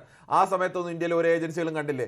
ഇപ്പോൾ ഈ സിനിമ പറയുന്ന പ്രധാനപ്പെട്ട രാഷ്ട്രീയം അത് സംഘപരിവാർ രാഷ്ട്രീയത്തെ പ്രയാസപ്പെടുത്തുന്നതാണ്, അല്ലെങ്കിൽ അതിനെതിരെയുള്ള നിശ്ചിതമായ വിമർശനമുണ്ട് എന്ന് കണ്ടപ്പോൾ സിനിമയുടെ ലാഭം എവിടെ, നഷ്ടം എവിടെ എന്നുള്ള ചോദ്യം വരുന്നിടത്ത് തന്നെയാണ് ഈ സിനിമയുടെ വിമർശനവും കൊള്ളുന്നത്. തീർച്ചയായും ശ്രീ രജി, ഇത് സമകാലിക രാഷ്ട്രീയവുമായി വളരെ ചേർന്ന് നിൽക്കുന്ന സിനിമയാണ്. പക്ഷെ ഒരു മാസ് പടമാണ്. മറ്റ് എല്ലാ തലമുറയും ഇതിലേക്ക്, അല്ലെങ്കിൽ പുതിയ തലമുറയെ കൂടുതലായും ഇതിലേക്ക് നയിക്കുന്നതാണ്. ഒരു ഹോളിവുഡ് ചിത്രത്തിന്റെ മലയാള പതിപ്പ് എന്ന് പറയുന്ന രീതിയിലൊക്കെ പുറത്തിറങ്ങിയ ചിത്രമാണ്. അവിടെ ഈ രീതിയിൽ ഒരു രാഷ്ട്രീയം പറയേണ്ടുന്നതിന്റെ കാര്യമുണ്ടോ എന്നൊരു സംശയം. ഗുജറാത്ത് കലാപമൊക്കെ എത്ര പറഞ്ഞ വിഷയമാണ്, അതിപ്പോൾ വീണ്ടും പുനരവതരിപ്പിക്കേണ്ട കാര്യമുണ്ടോ? ഏതെങ്കിലും തരത്തിലുള്ള രാഷ്ട്രീയ ലക്ഷ്യമുണ്ടോ? അങ്ങനെയുള്ള സംശയങ്ങൾക്ക് എന്തെങ്കിലും അടിസ്ഥാനമുണ്ടോ? അങ്ങനെയുള്ള കൺക്ലൂഷനുകളിലേക്കൊക്കെ എത്തുന്നു. ഇത് ഒളിച്ച് കടത്തി ഇത്രയും സസ്പെൻസ് ആക്കി വെച്ച് ഈ രാഷ്ട്രീയം പൃഥ്വിരാജ് ഈ ചിത്രത്തിലൂടെ ഒളിച്ച് കടത്തി എന്നൊക്കെ പറയുന്നു. നമ്മുടെ ഒരു മഹത്തായ ജനാധിപത്യ പാരമ്പര്യമുള്ള നമ്മുടെ രാജ്യത്തെ ജനങ്ങൾ തമ്മിലുള്ള ഒരു അടുപ്പത്തെയും ഇഴയടുപ്പത്തെയും സാഹോദര്യത്തോടെ ഉള്ള ജീവിതത്തിലും അതിനെ എങ്ങനെ മലീമസമാക്കാം എന്ന് കരുതുന്ന ചില ആളുകളുണ്ട്. അതായത് ചില വിഭാഗത്തിൽപ്പെട്ടവർക്ക് മാത്രമേ ദേശീയബോധമുള്ളൂ, ചിലർ പറയുന്നത് മാത്രമേ രാഷ്ട്രീയ സത്യസന്ധതയുള്ളൂ, രാജ്യസ്നേഹമുള്ളൂ എന്നൊക്കെ പറഞ്ഞ് ചില അജണ്ടകളുമായിട്ട് ചിലർ രംഗത്ത് വരും.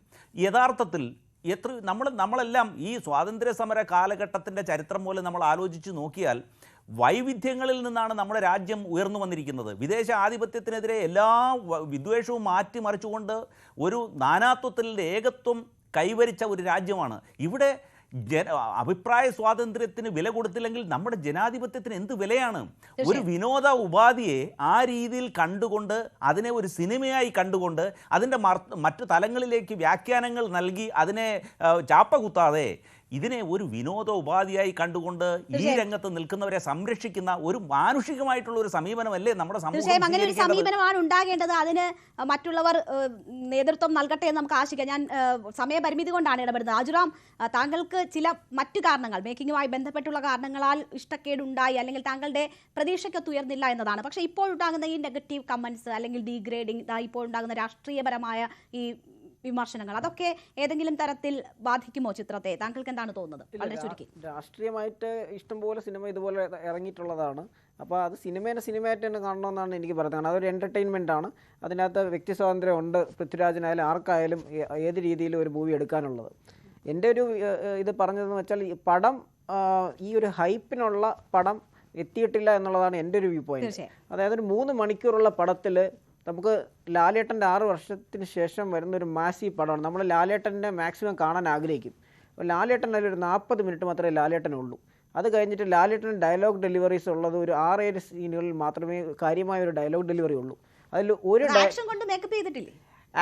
അതിലോട്ട് വരികയാണ്. അതായത് ലാലേട്ടൻ്റെ ഡയലോഗ് ഡെലിവറിയിൽ ലൂസിഫറിൽ എത്രത്തോളം മാസീവ് ഡയലോഗ്സും എത്രത്തോളം സ്റ്റണ്ട് സീക്വൻസിലെ മാസീവ്, നമുക്ക് ഒരു ഇപ്പോൾ പുലിമുരുകനായാലും ലൂസിഫറിലൊക്കെ ആയാലും നമുക്ക് ഒരു സ്റ്റണ്ട് സീക്വൻസ് ലാലേട്ടൻ്റെ ഒരു സിഗ്നിഫിക്കൻ്റ് സാധനം നമുക്ക് എപ്പോഴും കാണാൻ പറ്റും. ഇതിനകത്തുള്ളതെന്ന് പറഞ്ഞാൽ, ഇപ്പോൾ ഇതിനകത്തുള്ള സ്റ്റണ്ടൊക്കെ വന്നാൽ പോലും സ്റ്റണ്ട് സിൽവയുടെ വളരെയധികം ഓൾഡ് സ്കൂൾ ടൈപ്പ് ഓഫ് സ്റ്റണ്ടാണ്. ഇപ്പോഴും ഈ ഇല പറന്നു, ലാലേട്ടൻ കറങ്ങി വന്നു, നോർമൽ സാധനങ്ങൾ. അല്ലാതെ നമുക്ക് പുലിമുരുകനിലോ അല്ലെങ്കിൽ ഇപ്പോൾ മാർക്കോയിലൊക്കെ ഇറങ്ങിയതുപോലെ ഒരു ഡിസ്റ്റിങ്ക്റ്റ് ആയിട്ടുള്ള ഒരു സ്റ്റണ്ട് സീക്വൻസ് ഈ പടത്തിലില്ല എന്നുള്ളതാണ് ഒരു സത്യം.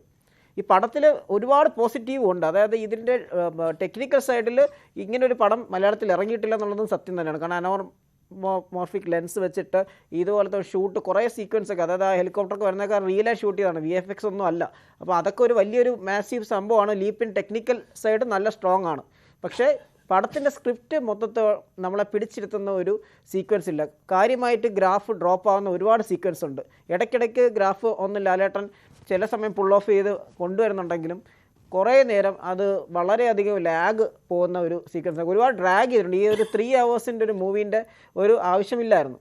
പിന്നെ ഇതിനകത്ത് ഒരുപാട് നല്ല ഷോട്ടുകളുണ്ട്. നല്ല ഷോട്ടുള്ളതെല്ലാം ഇവർ ഈ 3 മിനിറ്റ് 50 സെക്കൻഡ് വരുന്ന ട്രെയിലറിൽ ഓൾറെഡി കാണിച്ചു കഴിഞ്ഞു. അപ്പോൾ ഈ ട്രെയിലർ ആകാംക്ഷയോടെ പലരും ഒരുപാട് തവണ കണ്ടു കഴിഞ്ഞു. അപ്പോൾ അത് കണ്ടു കഴിഞ്ഞിട്ട് തിയേറ്ററിൽ ചെല്ലുമ്പോൾ ആ സെയിം സീക്വൻസ് കാണാൻ നേരത്തെ ഒരു സർപ്രൈസ് എലമെൻറ്റ് കാണുന്നില്ല. അതല്ലാതെ സർപ്രൈസ് എലമെൻറ്റ് വരുന്ന 1-2 സീക്വൻസ് അല്ലാതെ വേറെ ഇല്ല. അപ്പോൾ ഹൈപ്പും പ്രൊമോഷനും ഒക്കെ ചിത്രത്തിന് തിരിച്ചടിയായി എന്നതാണ്. ഇത്രയും വലിയൊരു ട്രെയിലറാണ്. സമയം അവസാനിക്കുന്നതുകൊണ്ടാണ് ശ്രീ സായ്, ഇവിടെ ഈ ചിത്രത്തിന്റെ മേക്കിങ്ങിലെ പോരായ്മകൾ എന്തൊക്കെയാണ് എന്നതാണ്. ഒരു മോഹൻലാൽ 40 മിനിറ്റ് മാത്രം വരുന്നു, അതൊന്നും ആരാധകരെ തൃപ്തിപ്പെടുത്തുന്നില്ല എന്നൊരു കാര്യം ആജുറാം ചൂണ്ടിക്കാട്ടുന്നു. അത്തരം ചില പരാമർശങ്ങൾ അല്ലെങ്കിൽ വിമർശനങ്ങൾ ഈ ചിത്രത്തിനുണ്ട്. അതിനോടൊപ്പമാണ് ഈ രാഷ്ട്രീയ വിരോധം കൂടി വരുന്നത്. ഇപ്പോൾ ബജറ്റിനെ കുറിച്ചുള്ള ചർച്ചകൾ സജീവമാകുന്നു. നമ്മൾ പ്രതീക്ഷിച്ച ഹൈപ്പിലേക്ക്, ഉയരത്തിലേക്ക്, നേട്ടത്തിലേക്ക് ഈ ചിത്രം എത്താതിരിക്കുമോ? ഈ വിവാദങ്ങൾ അങ്ങനെ ഏതെങ്കിലും തരത്തിൽ ചിത്രത്തെ വരിഞ്ഞു മുറുക്കുമോ? അങ്ങനെ ആശങ്കയുണ്ടോ താങ്കൾക്ക്? ഇല്ല, സംഘപരിവാർ വിവാദം ഉണ്ടാക്കിയ എല്ലാ സിനിമകളും ഇവിടെ ഹിറ്റ് അടിച്ചിട്ടേ ഉള്ളൂ. അത് പത്താനിലും നമ്മൾ കണ്ടതാണ്. അതുകൊണ്ട് ഇവര് വിവാദം ഉണ്ടാക്കുന്നതുകൊണ്ട് സിനിമേന്റെ ടീം ഹാപ്പി ആയിരിക്കും. അതുകൊണ്ട് അവർക്ക് വല്ല പ്രശ്നമൊന്നും ഉണ്ടാകുമെന്ന് എനിക്ക് പേഴ്സണലി തോന്നുന്നില്ല. പിന്നെ സിനിമ എന്ന് പറയുന്നത് ഒരാളുടെ പെർസ്പെക്റ്റീവ് ആണ്, നമ്മൾ എങ്ങനെ അത് കൺസീവ് ചെയ്യുന്നു എന്നുള്ളതാണ് അനുസരിച്ച്. അപ്പോൾ ചില ആളുകൾക്ക് ടെക്നിക്കാലിറ്റീസ് കണക്ട് ആവില്ല, ചിലർക്ക് അത് കണക്ട് ആവാം. ഓരോരുത്തരുടെ ടേസ്റ്റ് അനുസരിച്ച്, not every one's cup of tea അല്ലേ.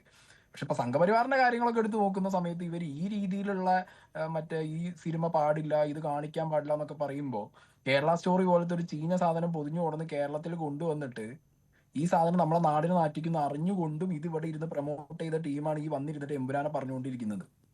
അതൊക്കെ ആലോചിക്കുമ്പോഴാണ് സത്യത്തിൽ എനിക്ക് കഷ്ടം തോന്നുന്നത്. അപ്പൊ അതൊക്കെ ഏത് രീതിയിലുള്ള പ്രൊപ്പഗൻഡ ആയിരുന്നു അവർക്കപ്പം ഉണ്ടായിരുന്നത് ആ സമയത്ത്?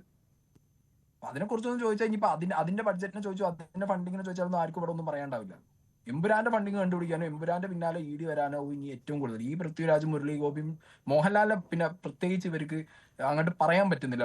പലരുടെ പോസ്റ്റിനടിയിൽ മോഹൻലാലിനെ അങ്ങോട്ട് മാറ്റി വെച്ച ഒരു അവസ്ഥയിൽ അവരിയ്ക്കുന്നത്. കാരണം നാളുകളിലും ആവശ്യമുള്ള ഒരാളാണല്ലോ എന്നുള്ളൊരു തോന്നൽ ഇവർക്ക് ശരി. എവിടെയോ കിടക്കുന്നുണ്ട്. ശരി, എന്തായാലും നമ്മുടെ സമയം അവസാനിക്കുന്നതുകൊണ്ടാണ് സായി ഞാൻ ഇടപെടുന്നത്. നമ്മുടെ കേരളത്തിൽ അത്തരം ചിത്രങ്ങൾ ഹിറ്റായിട്ടുണ്ടെന്ന് സായി പറയുമ്പോൾ ഇത് കേരളമായതുകൊണ്ട് കൂടിയാണ് അങ്ങനെ ആ ചിത്രങ്ങൾക്ക് വിജയിക്കാൻ കഴിയുന്നത്. നമ്മൾ ഇതല്ല, കേരളത്തിന് പുറത്തായിരുന്നു ഈ ചിത്രം ഈ രീതിയിൽ ഇറങ്ങുന്നതെങ്കിൽ ഉള്ള സാഹചര്യം. എന്തായാലും നമുക്ക് കാത്തിരിക്കാം. കേരളത്തിന് പുറത്ത് ഇതൊരു പാൻ ഇന്ത്യൻ ചിത്രം എന്ന പ്രതീക്ഷയിൽ വന്നതാണ്. എന്താണ് സംഭവിക്കുന്നതെന്ന് കാത്തിരിക്കാം. എന്തായാലും കേരളത്തിൽ ചിത്രത്തിന് ഏതെങ്കിലും തരത്തിൽ രാഷ്ട്രീയം പറഞ്ഞു എന്ന പേരിൽ വിഷമിക്കേണ്ടി വരത്തില്ല, ബുദ്ധിമുട്ടേണ്ടി വരത്തില്ല എന്നത് തന്നെയാണ് നമ്മുടെ വിശ്വാസം. വളരെ നന്ദി ചർച്ചയിൽ പങ്കെടുത്ത എല്ലാ അതിഥികൾക്കും.